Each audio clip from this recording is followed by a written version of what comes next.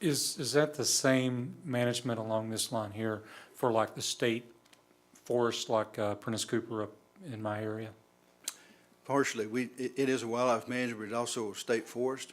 So the State Department of Forestry actually manages all the regulations and the actual cuttings of timber and those kind of things, but we jointly do the planning for wildlife. We'll sometimes do food plots and those kind of things, but the biggest difference is that they handle all the forestry side of things, and whereas if it was one of our areas like Cheatham or Catoosa, we would put together the actual forest plan. Commissioner Cook. I think you said this just for clarification. Do the wetlands funds, can they go toward maintenance toward any of the upland WMAs, or is it only can be used for wetland management, maintenance?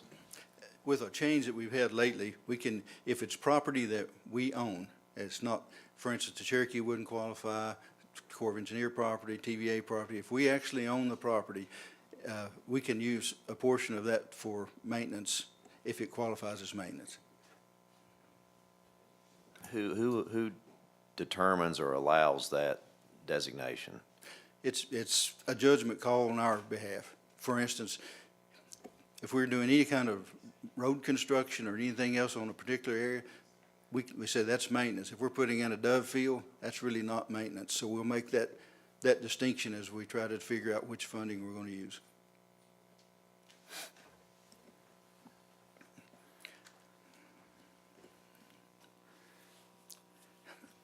I wanted to talk just a second more about the federal funding thing. I know this is about as exciting as reading a tax form, but it's what we do from May until September to get this thing ready. So in any case, the funding formulas, I just want to mention to you, all those different federal funds that come in, each one has its own formula. In wildlife, it's not just, you can pick a PR program, as we call it, Pittman Robertson program, but under that, there are a number of different projects, and they all have their own funding formulas, and you can use them for certain projects and not on other projects. When you get into the biodiversity side, funding changes.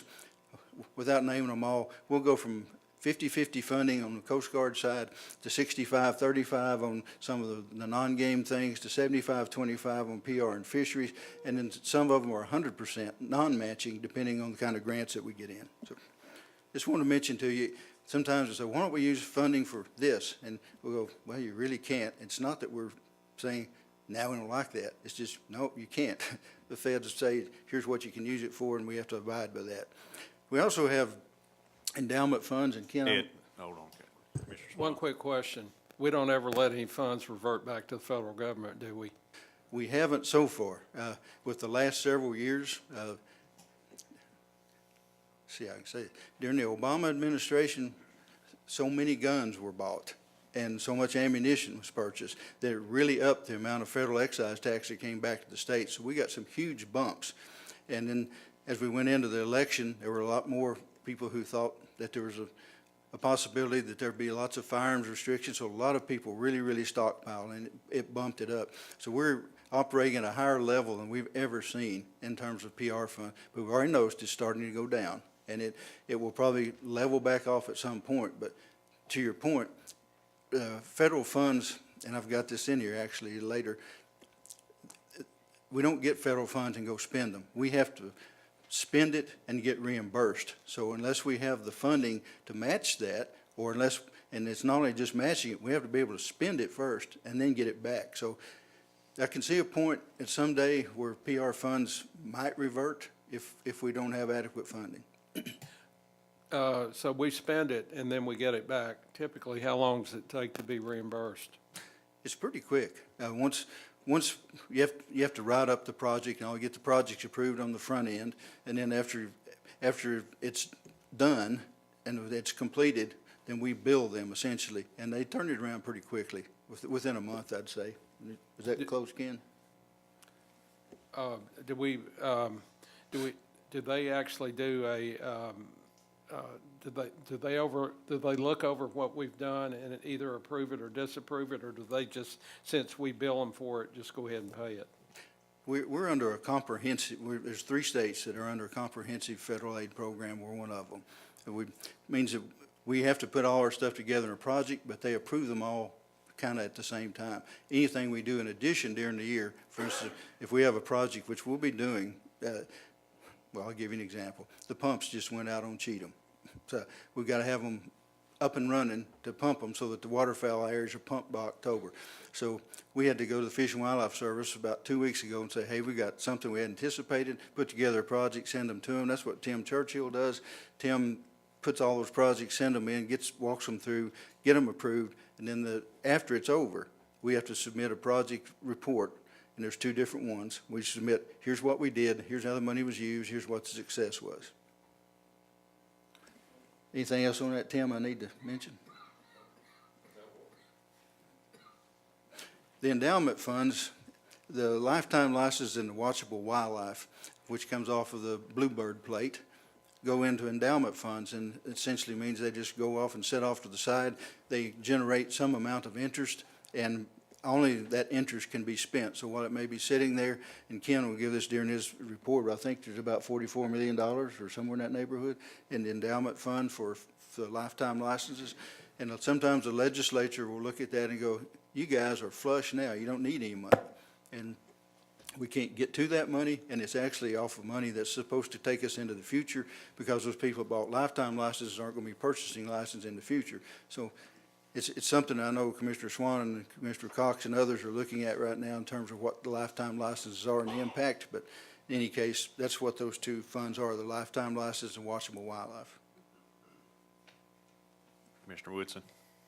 This is just to clarify, and really just ask you to repeat what you just said. I want to make sure, so the entire corpus is endowed with 0 access, only there's no ability to access that even in the future without statutory change, is that? That's correct. Got it. And the controlling authority on whether or not that fund stays whole or adjusts in some way would take the General Assembly making a change in statute. Is that right? Correct. Thank you. Yeah. Just wanted to mention to you the investments, and we've talked about this in the commission meeting before, on our reserve fund, which we'll talk about in a second, and any other monies that we have, we try to get the best return we can on the investments we have. The State Pooled Investment Fund, which got to have an acronym, it's called the SPIF. Well, the SPIF is a very, very low interest. Is it up to 1% now, Ken? So we're at 0.9%, which is a big increase from where we were on $40 million that was in there. That's the only return that we got. So we did go to the state treasurer, along with some of y'all's help. Commissioner Cox and others helped us meet with the state treasurer. He went to the legislature, changed some legislation so we could do a different way of investing. But it's not an interest-bearing thing in where we are now. When we move money from one spot to another, it's a change in value as opposed to interest. So it's essentially like bonds, as you have, as they move up and down. On any one day they're up, and on the next day they're down. So not to beat that to death. And talk just a second about the reserve fund. And we've talked about, should we call it a rainy day fund or a reserve, because sometimes folks look at it and they call it our surplus. It's what's left over at the end of the year. So whatever money that we have to operate, it's the money in the bank that after we pay all of our bills, that's the balance at the end of that year, and license dollars and license and registration. It doesn't count banked federal money. So if we have all the money in the Pittman-Robertson fund I was talking about earlier, that's not a part of our long-range funding, or is it a part of our reserve? We're only talking about license dollars and registration dollars. And I mentioned that it's not a sustainable funding model, and we've mentioned that before, but almost all states that operate the same way we do, and of course, many of them now get some kind of recurring funds from their General Assembly or from their general fund. The reason it's not a sustainable funding model, the way this worked in the years past, we would have a license increase, and we'd build up a sizable amount of money, and it would hold us for 10 to 15 years, depending on how things went. And we would spend that down, and when we got to the end of that, we'd go for another license increase, and it would build back up again. With the change in allowing the commission to set the license fees, it also came with the Consumer Price Index. So the only thing we can do now license-wise is to stay current. So when our reserve fund gets to a particular level, the only thing we can do is to try to raise licenses. And there comes a point when we don't know if we want to do that or not. And if it's the Consumer Price Index right now is about 0, you couldn't raise them if you wanted to because it's outside what's allowed by law. So that's the reason I say it's not a sustainable funding model. At some point in the future, there has to be additional funding that comes from somewhere else if the agency's to stay fluid. Chairman Woodson. Thank you, Mr. Chairman. Ed, can you talk to me about, sort of in any organization, there's, and I guess for governmental purposes, it'd be like whatever the AAA best-in-class standard would be in terms of the balance that should be in reserve for a thoughtfully functioning organization. What would that be based if we're a $110-ish million organization on the state side? What's the number in state resource or a range that we could or should be at in reserves? I am not aware of, there's probably a business practice somewhere that would say on any functioning organization, this is what you ought to have. The commission during the last license increase looked at how much we had, and it was set at about $18 million. And that was to be the lowest the reserve should ever go in case we have an absolute year where floods come and nobody buys licenses and we really tank. So that's what it was set out at that time, but it's strictly a judgment call on the part of the commission. Right. And that 18 million is appropriately not including any sort of federal resources that we have in-house Correct. or funds that are not touchable. We are not including those as a true rainy day fund. It's the pure state reserve side. That's correct. On what we would utilize to deal with a budget situation. And that number is 18. What are our reserves currently? And if Ken's presentation had already happened, I'd have it top of mind. What is it? I'm sorry? 28 million. Okay, thank you. Commissioner Cook. So, Director Carter, you mentioned that the license increase is tied to the Consumer Price Index, but I don't want to give out the wrong number. How long had it been since we raised fees the commission raised fees a couple of years ago. How long had it been since the last time fees were raised? 2004 and 5. So that was about 12 years or so from when they did it. So is it the Consumer Price Index between 2004 to 2014 or whatever when they did it, or is it the current Consumer Price Index? It's cumulative from the time that it was set, and I'll make sure that I'm saying that right, but it also resets every time you do a license. So if you do an individual license or the entire license package, when you pass that fee, it resets it to 0. So you start from that point. But if you haven't had any increase in that length of time, then you look at what the Consumer Price Index was over that time. And we can increase the license fees based on the Consumer Price Index, but we can't create a new license that requires legislative action. You can. And you can actually create a license through the commission to do something new. What you can't do is to revamp a current license and break it out so that it's not clear that it's a new license. In other words, you can't just rework one you have. But you can create a new license for some service, function, or whatever that currently didn't exist. So what would be an example of reworking, I guess I don't understand that, reworking a current license or changing a current license?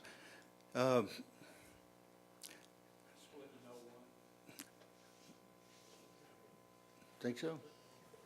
I was trying to think of one that Ken was talking about, splitting the combination hunting and fishing license. You know, right now, we're one of the very few states, I think actually the only state that has a combination license only. A lot of the other states, you buy either a hunting license or a fishing license, or you can buy a combo in some states. But anyway, to break one out that it currently exists and charge an extra fee on each one of those would be an example. Thank you. Let me ask a question. For example, we've discussed numerous times about the sportsman's license and what it pays for. And if we took the sportsman's license and changed what it paid for example, some of the optional permits that it pays for now, reduce the price to some point, and the permits like duck blinds or elk or President's Island or whatever they might be, there was a charge for that the sportsman license did not cover. That's a change in a current license. Does that change make us go back to zero on the license CPI? I'm gonna look for some legislative help here from the attorneys, but essentially, I think this is Ed's interpretation. I'll wait for a head nod. But if you take a license like that, that's not in code, and you change it, and it's an annual license that people would purchase every year, I think you can make changes in that as long as it's outside legislative language.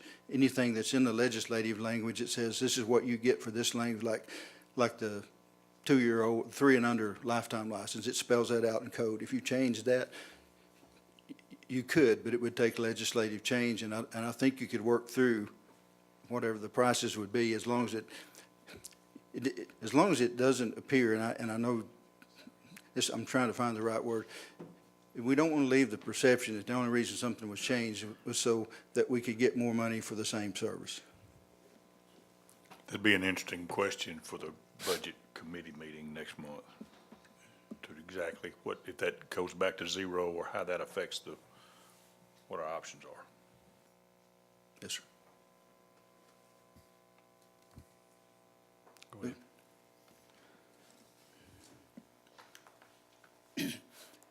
I wanted to talk just a couple of things.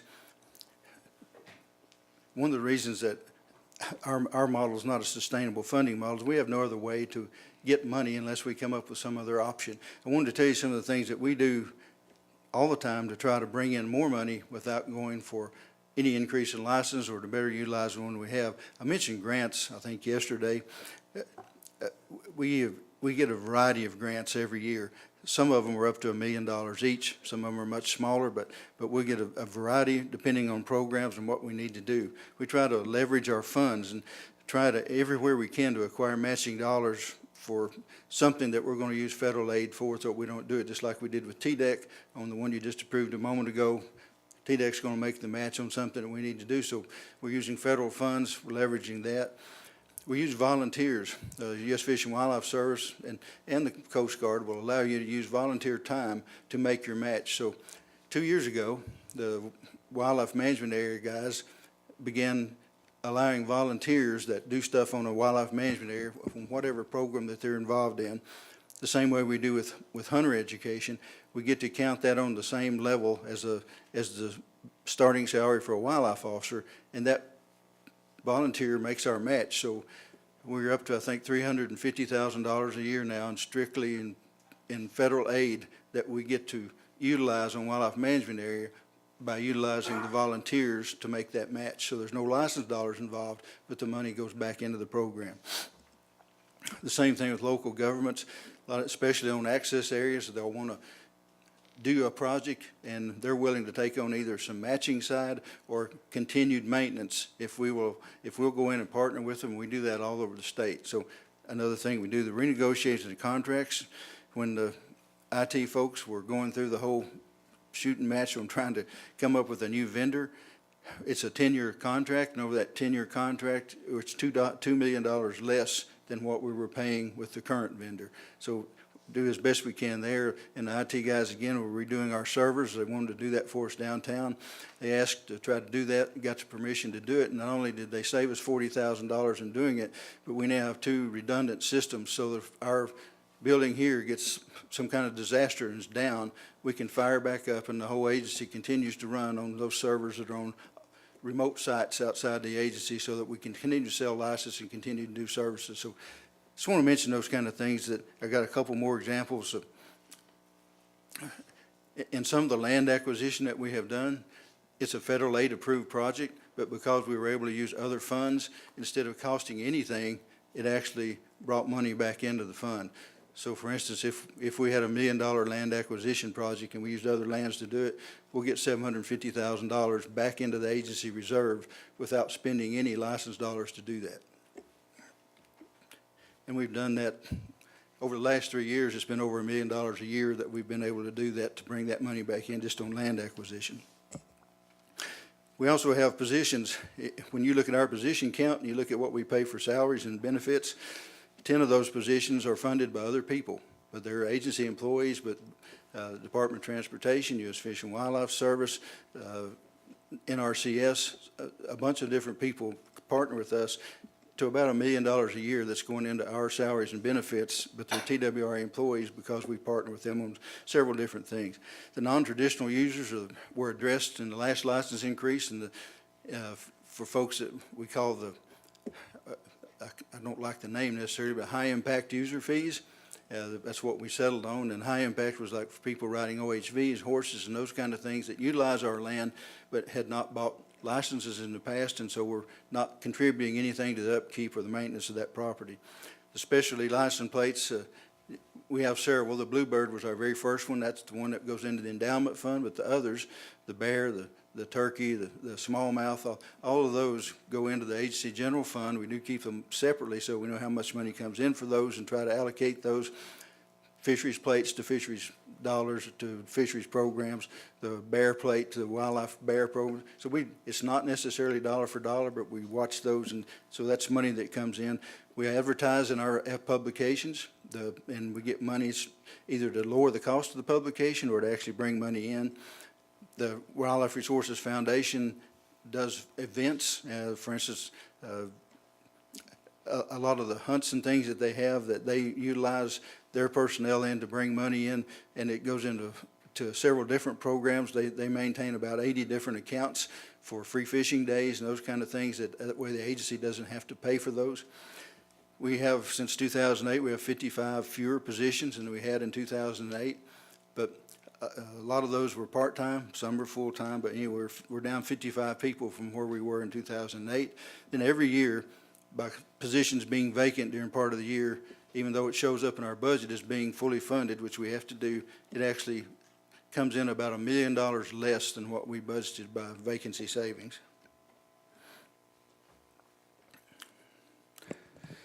I wanted to just point out some of these things, and we're about to the point where we actually talk about money, but the budget considerations, some of the things that we have to do in order to be a part of state government, put our things together in the way that they tell us we have to, it gets very complicated. And sometimes, when we're trying to explain and people are looking at our budget, they're going, this is the most complicated budget I've ever seen in my life. And I would agree with that.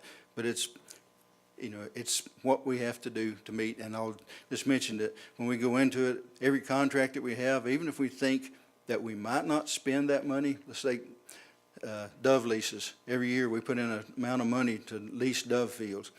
We have to put that money in there because it all is so short-termed. If the contract's not written, which will take anywhere from 6 weeks to several months to get a contract through, we have to have those in there, and they have to be funded or you can't have the contract. So all contracts have to show up as being fully funded. Every position, whether they're going to be vacant for months or at all, they have to be considered filled and funded. I mentioned already the federal funds or reimbursements. We have to go into this thinking, here's how much we're probably going to get, but here's how much it's going to impact our current savings through license stuff.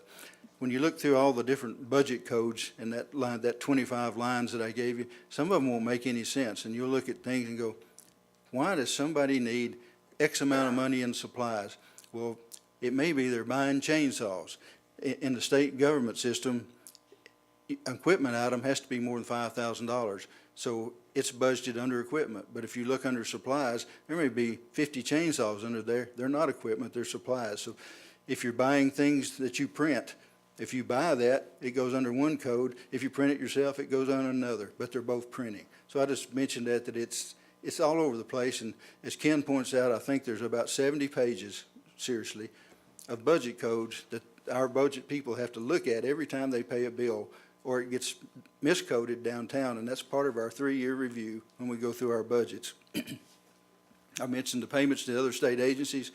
We don't know what those are. When we're putting together our budget, we base that on what we think we're going to get and what we've had to pay in the past.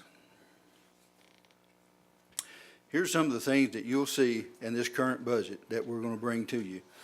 These are some of the big ticket items. I won't go through each one of them, obviously, but you can see a lot of them are the firing ranges, which are really big ticket items, anywhere from 1.2 million to 2.6 million.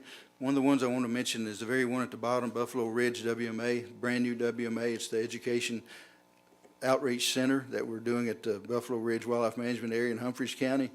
That $815,000 is all non-licensed dollars. It's going to be our startup year, but the legislature appropriated about $215,000 in state funds. We were able to match that with federal funds, so that whole startup on Buffalo Ridge is going to be no licensed dollars, but it'll show up in our budget as almost $1 million, and that's unusual, and I wanted to point that out.